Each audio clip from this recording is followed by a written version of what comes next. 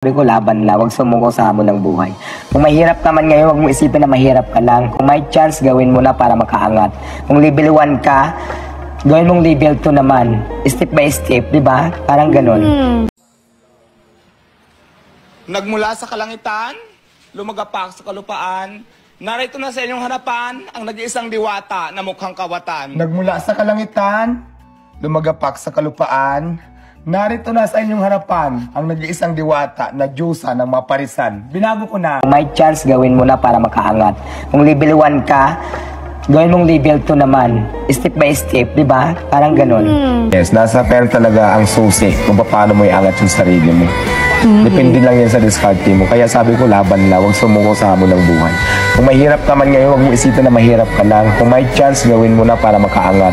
Kung level 1 ka, gawin mong level 2 naman. Step by step, di ba? Parang ganun. Laban ang laban talaga sa buhay ko. Kasi, di ba, sa kahirapan ng buhay, paano ko nagkaroon ng business na ganito, tapos tinangkilik ng maraming tao, sikat na sikat yung business. Siguro marami nagkaka-interest talaga, isa pa yun sa mga reason bakit pupunta dito. Dahil gusto nila akong tanungin ng personal kung ano bang ginawa mo, di ba? From ilalim ng tulay na ngalakal hanggang sa naging isang construction worker. Plano ko talaga siyempre yumaman. Kaya ngayon, i-expand ko pa yung Diwata Pares Overload ko, Luzon, Visayas, Mindanao. Para yung iba hindi na pumila. For example, nasa may Davao ako.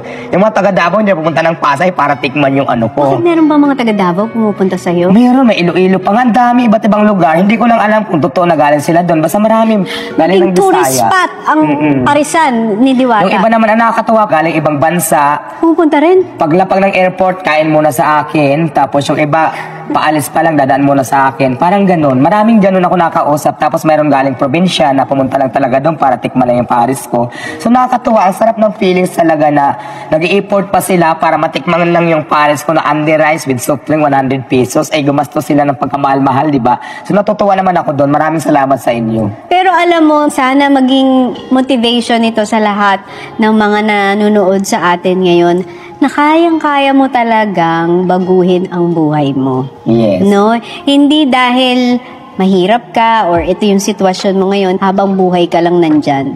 Nasa sayo pa rin talaga. Yes, nasa pera talaga ang susi kung paano mo iangat yung sarili mo.